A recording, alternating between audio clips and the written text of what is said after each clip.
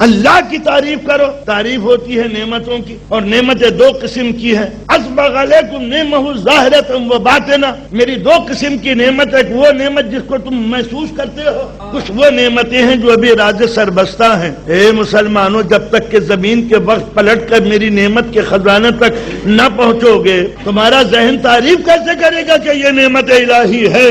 تو اگر میرا مسلمان بننا ہے، میری تعریف کرنا ہے، تو پہلے علم حاصل کر کے سائنٹسٹ بنو، میری نعمتوں تک پہنچو. آج جو مسلمان ذلیل ہو رہا ہے پوری دنیا میں، اپنی جہالت کی بنا پر ہو رہا ہے، پیٹرول کی ٹنکیوں کی بنا پر نہیں. اگر اس کے پاس بھی ایسے ہی ہتھیار ہوتے، تب ہم دیکھتے کہ 7 سمندر پار کے ڈاکو کیسے ہمارے ایشیا کے دروازے پہ آ کے دولت لوٹتے ہیں. آپ نے محسوس کیا؟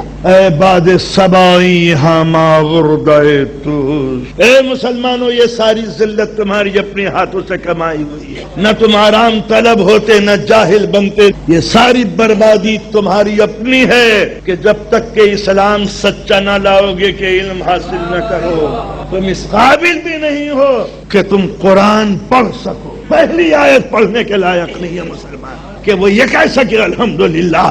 الحمدللہ تو جب کہو گے جب تم اللہ کی نعمتوں کا ادراک ہوگا، اور ادراک جب ہوگا کہ جب علم حاصل کرو گے، اور علم جب حاصل کرو گے جب مائیں تمہیں سستیوں کے گہوارے سے باہر عمل کے تپتے ہوئے میدان میں چھوڑ دیں گی. کاہل قوموں کے سر پہ تاج نہیں ہوتا، ناکارہ انسانوں کے قدموں کے نیچے تخت و تاج نہیں ہوتا. وہ ہاتھ جو جام اٹھانے کے لائق نہ ہو، وہ لشکر کی زبان سنبھال نہیں سکتے. لہذا یہ ساری بربادی مشرق سے مغرب تک دنیا میں سب سے بڑی نفری تعداد کے لحاظ سے مسلمان سب سے زیادہ ہے. اتنی کثرت کے بعد اگر کوئی ذلیل ہوا ہے تو مسلمان، اتنی دولت کے بعد اگر کوئی رسوا ہوا ہے تو مسلمان.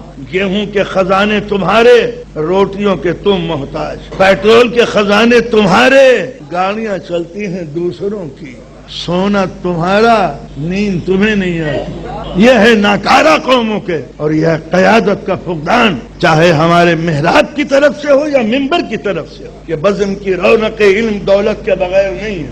یہ رمضان کی نعمتیں بھی دولت چاہتی ہیں، ورنہ گرم پانی سے روزہ افطار کر لو گے اگر کھانے کو کچھ نہیں ہوگا. تو لہذا اللہ کی دو قسم کی نعمتیں ہیں. وہ اسبغ علیکم نعمہ ظاہرۃ و باطنہ، ہم نے تمہارے اوپر نعمتیں چھڑکی نہیں ہیں، انڈیل دی. کچھ نعمتیں وہ ہیں جو تم سمجھ پائے ہو، کچھ نعمتیں وہ ہیں جو ابھی تک راز سربستہ ہیں. تو جب تک کہ راز سربستہ کو ڈسکوری کے جذبے سے تم ڈسکور نہ کرو گے، تحقیق نہ کرو گے، عمل نہ کرو گے، سائنس نہ پڑھو گے، تو تم کو نہ خدا کی معرفت، نہ رسول کی، اور نہ کسی امام کی.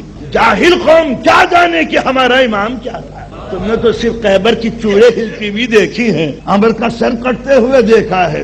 یہ کوئی فضیلت نہیں ہے. فضیلت یہ ہے کہ کوئی پھٹے ہوئے کپڑے پہن کے کہہ رہا ہے جو دل چاہے پوچھ لو. اس جملے کا جواب نہ دنیا نے کبھی دیا ہے نہ دے سکتی ہے.